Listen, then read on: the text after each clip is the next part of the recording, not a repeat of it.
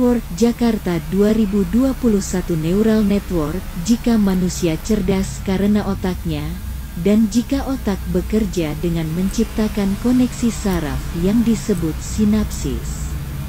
Masuk akal untuk melakukan koneksi sinapsis ke dalam mesin? Itulah yang dilakukan oleh para peneliti AI. Gambar 5.1 Sinapsis pada neuron. Rata-rata otak manusia memiliki sekitar 100 miliar neuron. Neuron ini kemudian dapat terhubung hingga 7.000 neuron, yang berarti jumlah total dari koneksi adalah urutan jutaan miliaran koneksi. Gambar 5.2 Neuron otak manusia awal dari jaringan saraf tiruan N secara langsung bertepatan dengan studi tentang saraf nyata jaringan. Pada tahun 1943, seorang ahli neurofisiologi bernama Warren McCulloch bekerja sama dengan matematikawan Walter Pitts untuk menggambarkan bagaimana neuron di otak bekerja. Mereka menulis makalah di mana mereka membuat JST sederhana dari gambar 5.3. Bagaimana saraf bekerja rangkaian listrik. JST yang mereka rancang menggunakan atau neuron logis yang disebut neuron McCulloch-Pitts. Di dalam otak, neuron bekerja dengan menerima input, memproses informasi, dan kemudian mengirimkannya ke neuron orang lain. Sel saraf tersusun dari nukleus yang membentuk badan sel. Dari badan sel, struktur yang disebut dendrit bercabang seperti lengan gurita. Terlampir ke sel tubuh adalah struktur seperti rantai panjang yang disebut akson yang digunakan untuk menghubungkan ke neuron lain.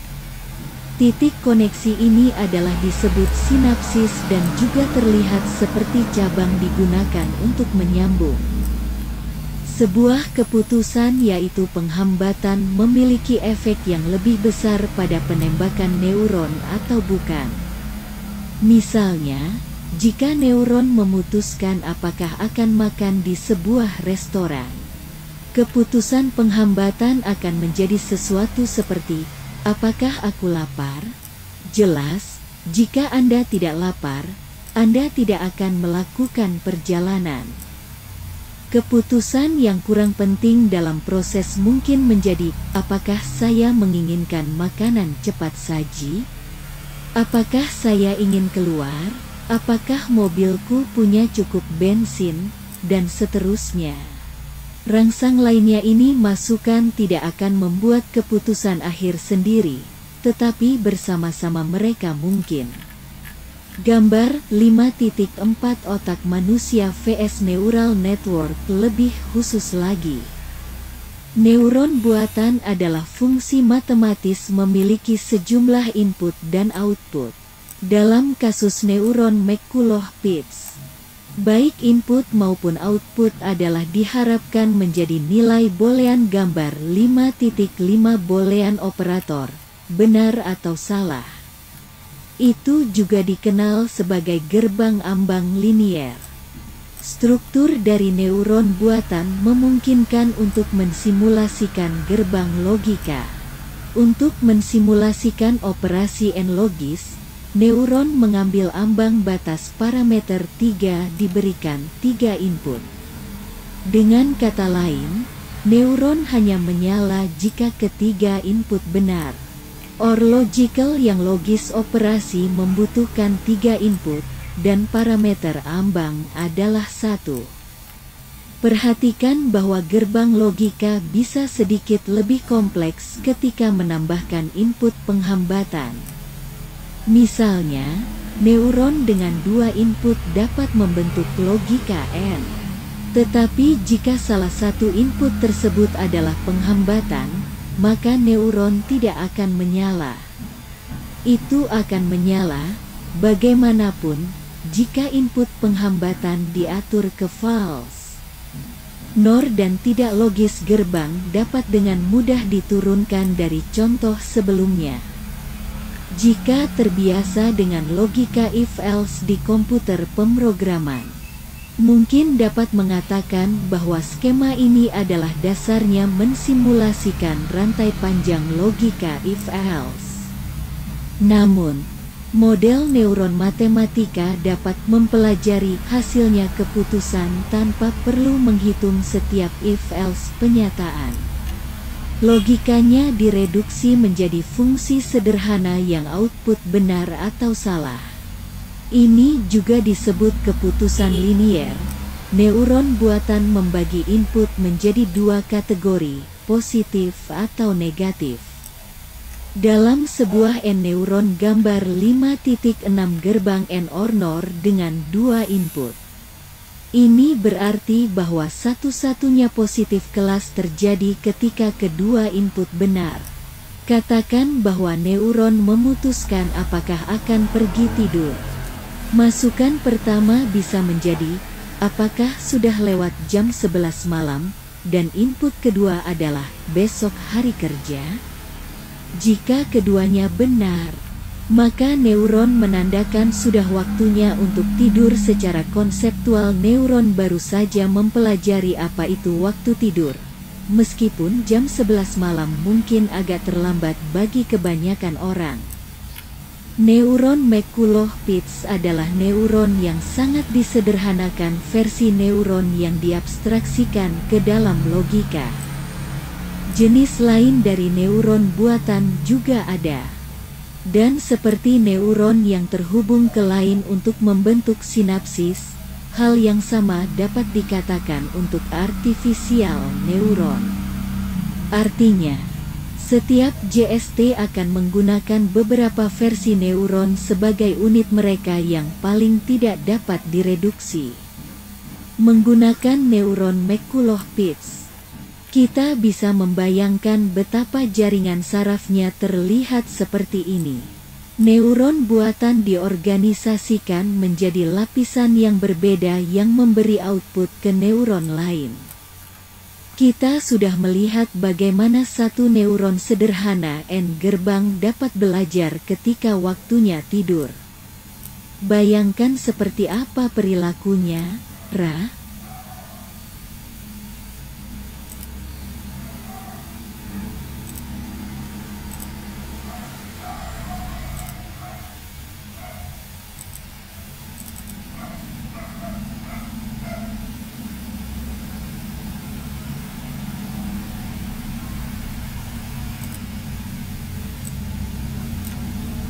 Ratusan atau ribuan neuron ini dapat mencapai. Sejak neuron McCulloch-Pitts hanya menggunakan logika boolean. Hal-hal yang dapat mereka hitung sedikit disederhanakan dibandingkan dengan apa yang bisa digunakan neuron buatan lainnya.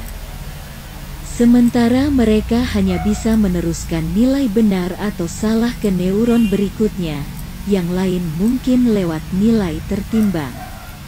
Meskipun prinsipnya tetap sama, neuron hanya menyala jika nilai ambang tertentu dilewatkan.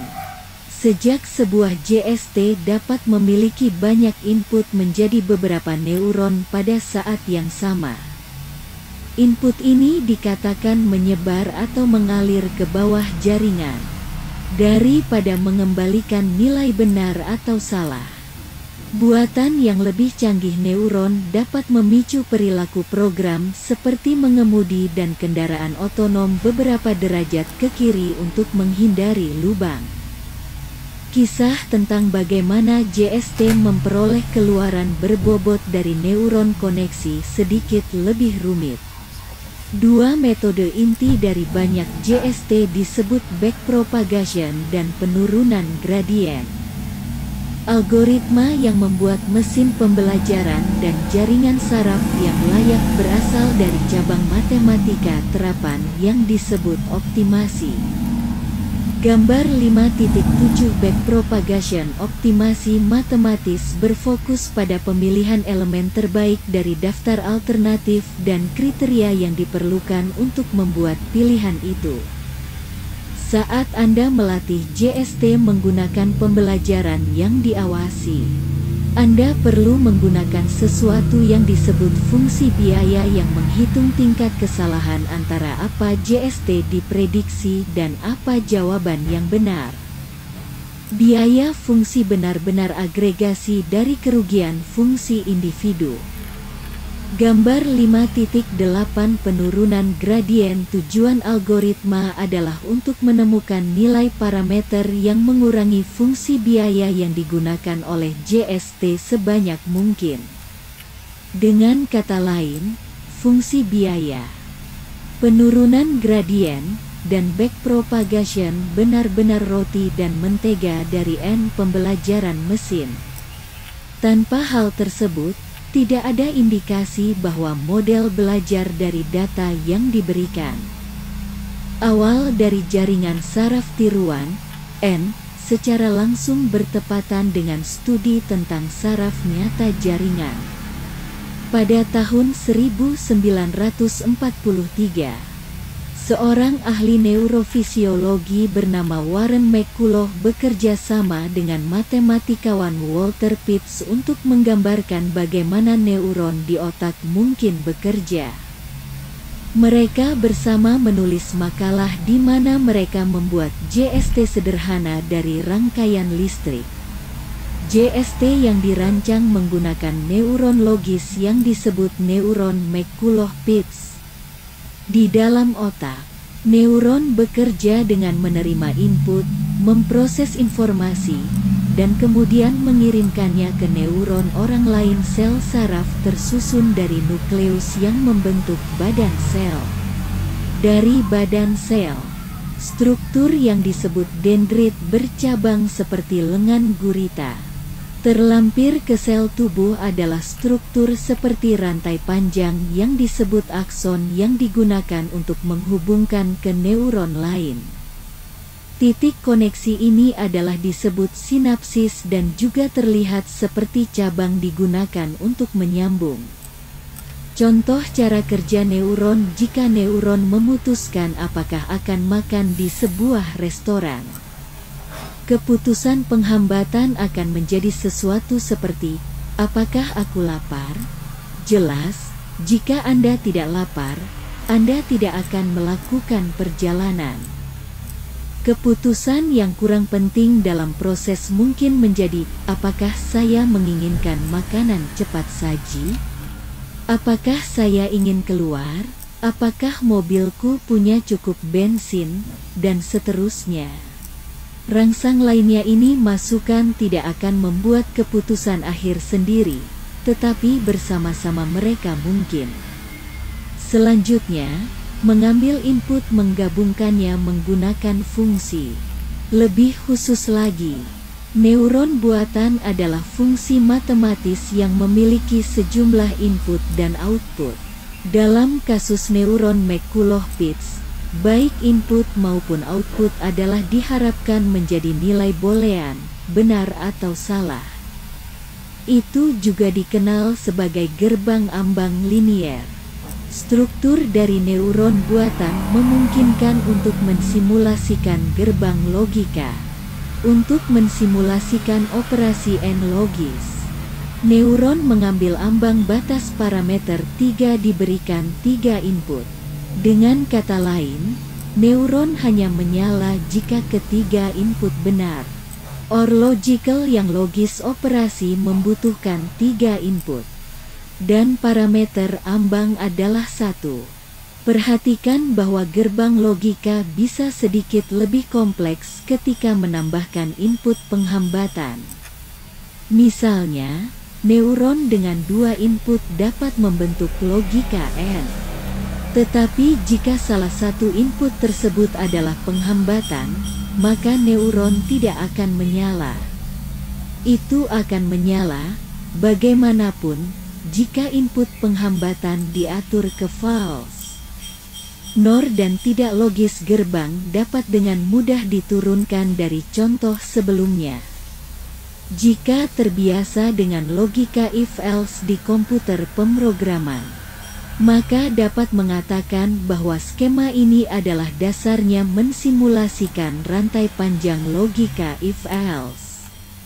Namun, Model neuron matematika dapat mempelajari hasilnya keputusan tanpa perlu menghitung setiap if-else penyataan. Logikanya direduksi menjadi fungsi sederhana yang output benar atau salah. Ini juga disebut keputusan batasan linier. Neuron buatan membagi input menjadi dua kategori, positif atau negatif, dalam sebuah an.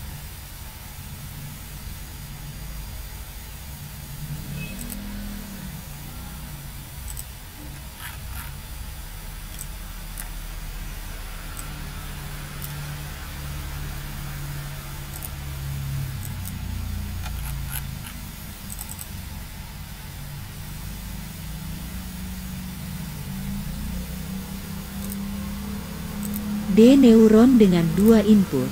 Ini berarti bahwa satu-satunya positif kelas terjadi ketika kedua input benar. Katakan bahwa neuron memutuskan apakah akan pergi tidur.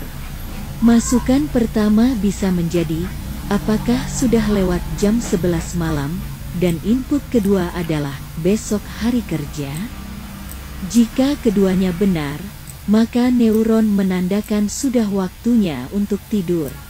Secara konseptual neuron baru saja mempelajari apa itu waktu tidur. Meskipun jam 11 malam mungkin agak terlambat bagi kebanyakan orang. Neuron McCulloch-Pitts adalah neuron yang sangat disederhanakan versi neuron yang diabstraksikan ke dalam logika. Jenis lain dari neuron buatan juga ada. Dan seperti neuron yang terhubung ke lain untuk membentuk sinapsis, hal yang sama dapat dikatakan untuk artificial neuron. Artinya, setiap JST akan menggunakan beberapa versi neuron sebagai unit mereka yang paling tidak dapat direduksi. Menggunakan yang sama neuron McCulloch-Pitts, bisa membayangkan betapa jaringan saraf jaringan mungkin terlihat seperti neuron buatan diorganisasikan menjadi lapisan yang berbeda yang memberi output mereka ke neuron lain. Kita sudah melihat bagaimana satu neuron sederhana N gerbang dapat belajar ketika waktunya tidur. Bayangkan seperti apa perilakunya, ratusan atau ribuan neuron ini dapat mencapai. Sejak neuron McCulloch-Pitts hanya menggunakan logika boolean, hal-hal yang dapat mereka hitung sedikit disederhanakan dibandingkan dengan apa yang bisa digunakan neuron buatan lainnya. Sementara mereka hanya bisa meneruskan nilai benar atau salah ke neuron berikutnya, yang lain mungkin lewat nilai tertimbang. Meskipun prinsipnya tetap sama, neuron hanya menyala jika nilai ambang tertentu dilewatkan.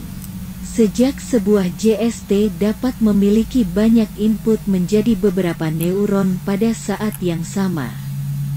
Input ini dikatakan menyebar atau mengalir ke bawah jaringan, daripada mengembalikan nilai benar atau salah. Buatan yang lebih canggih neuron dapat memicu perilaku program seperti mengemudi dan kendaraan otonom beberapa derajat ke kiri untuk menghindari lubang. Kisah tentang bagaimana JST memperoleh keluaran berbobot dari neuron koneksi sedikit lebih rumit. Dua metode diinti dari banyak JST disebut backpropagation dan penurunan gradien. Algoritma yang membuat mesin pembelajaran dan jaringan saraf yang layak berasal dari cabang matematika terapan yang disebut optimasi. Matematis optimasi berfokus pada pemilihan elemen terbaik dari daftar alternatif dan kriteria yang diperlukan untuk membuat pilihan itu. Saat Anda melatih JST menggunakan pembelajaran yang diawasi, Anda perlu menggunakan sesuatu yang disebut fungsi biaya yang menghitung tingkat kesalahan antara apa JST diprediksi dan apa jawaban yang benar. Fungsi biaya benar-benar agregasi dari kerugian individu yang menghitung tingkat kesalahan untuk pelatihan tunggal contoh. Ini terkait dengan algoritma yang disebut gradien yang digunakan selama fase pelatihan JST. Tujuan algoritma adalah untuk menemukan nilai parameter yang mengurangi fungsi biaya yang digunakan oleh JST sebanyak mungkin. Dengan kata lain, fungsi biaya, penurunan gradien, dan backpropagation benar-benar roti dan mentega dari pembelajaran mesin. Tanpa hal itu, tidak ada indikasi bahwa model belajar dari data yang Anda berikan.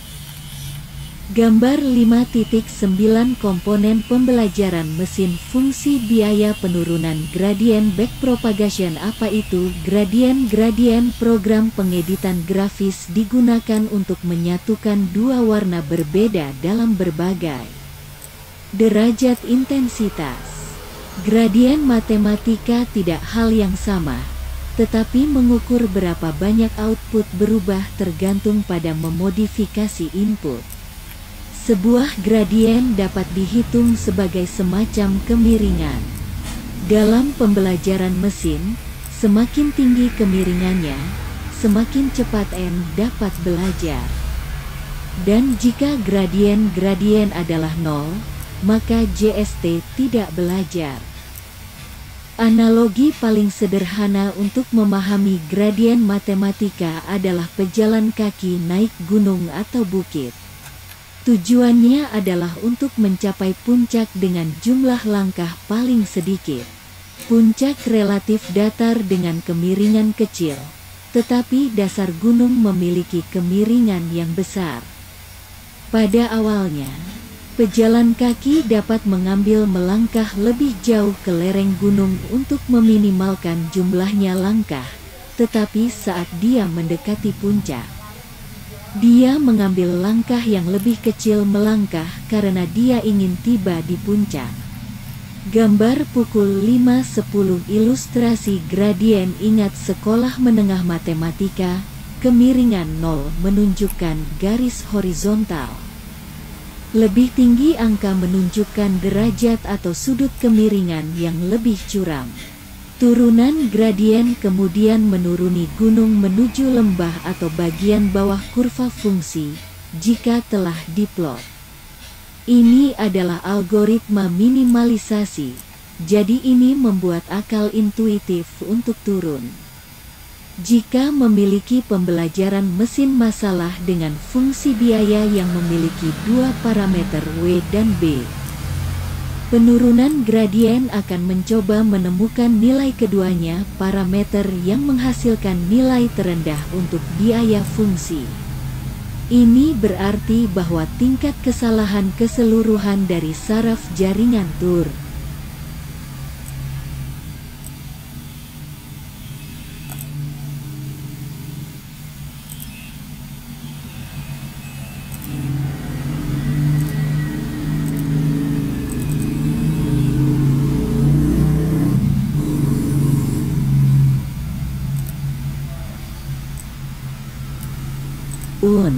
Konsep lain yang disebut pembelajaran rate adalah ukuran seberapa cepat penurunan gradien seharusnya turun.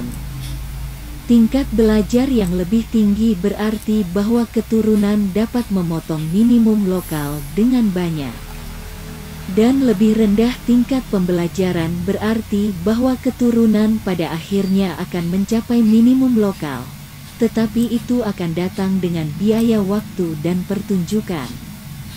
Perhatikan bahwa sampai pada minimum lokal terbaik adalah identik dengan sistem yang mencapai akurasi terbaik. Tingkat belajar yang lebih tinggi, kemudian, dapat menyebabkan hasil yang tidak akurat. Pendekatan yang baik adalah mencoba menemukan di suatu tempat di tengah antara cepat dan lambat. Backpropagation hanya menemukan tingkat kesalahan. Kerugian fungsi atau fungsi biaya melalui penurunan gradien dan menerapkannya pada bobot neuron buatan di jaringan. Dalam istilah yang lebih sederhana, Backpropagation adalah mekanisme yang mengambil tingkat kesalahan dan memodifikasi program untuk dipelajari dari itu. Ketika program pengenalan tulisan tangan mengklasifikasikan 0 tampak aneh sebagai 9, backpropagation menyesuaikan bobot sehingga di masa depan angka 0 yang tampak aneh adalah diklasifikasikan dengan benar sebagai 0. Dalam praktiknya, sedikit lebih rumit, tetapi ide umumnya tetap sama. Sistem pembelajaran mesin hanya bisa belajar jika ada kesalahan dikoreksi. Tanpa sesuatu untuk menyebarkan koreksi menjadi jaringan saraf, tidak akan ada pembelajaran. Tidak peduli seberapa banyak data yang Anda berikan atau untuk berapa lama Anda menjalankan pelatihan set, sistem tidak akan pernah melewati 0 atau 9 tanpa mengubah bobot neuron.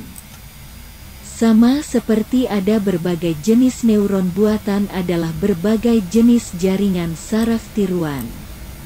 Masing-masing memiliki aplikasi dan metode mereka sendiri untuk menangani input dan mengembalikan outputnya masing-masing. Sebaliknya, input dapat memantul di sekitar neuron untuk membentuk pola belajar berulang. Salah satu jenis RNN yang disebut long jaringan memori jangka pendek, LSTM, mencoba untuk mensimulasikan kenangan dengan setiap neuron logis berpegang pada beberapa informasi bersama dengan masukan yang diberikan.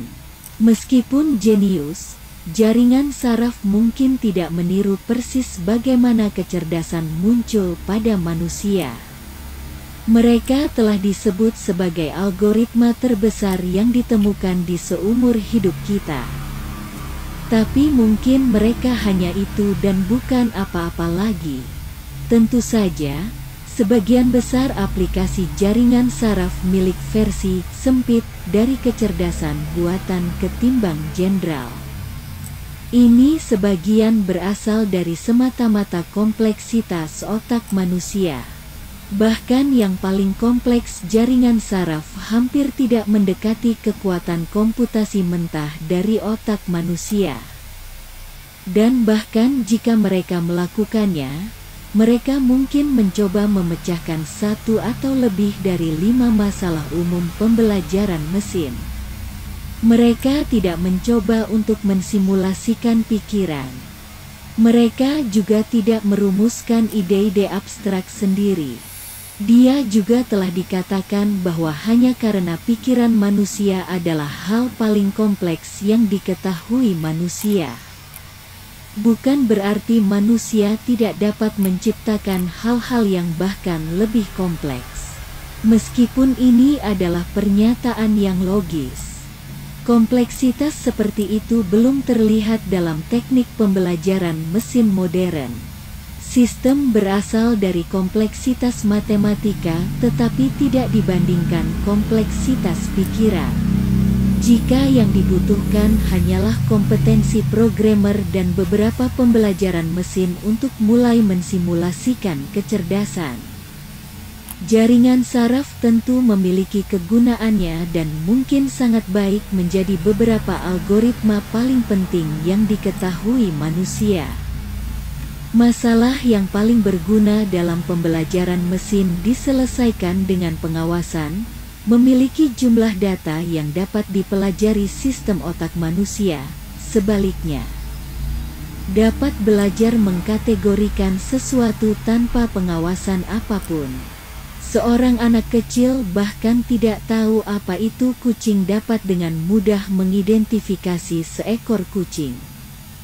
Dapat mengidentifikasi orang tua tanpa mengetahui apa itu orang tua. Seseorang dapat berargumen bahwa otak manusia selalu belajar menggunakan versi yang diawasi karena kita dibombardir oleh input sensorik setiap hari. Tapi ini semua pada dasarnya adalah data yang tidak ditandai. Setara akan melatih jaringan saraf pada audio yang didengar seorang anak sepanjang hari dan memintanya untuk mengidentifikasi itu suara. Yang bisa dilakukan jaringan saraf hanyalah mengkategorikan yang serupa terdengar. Ini adalah sesuatu yang dilakukan otak manusia pada tingkat intuitif, judisra, jujur, disiplin, rajin.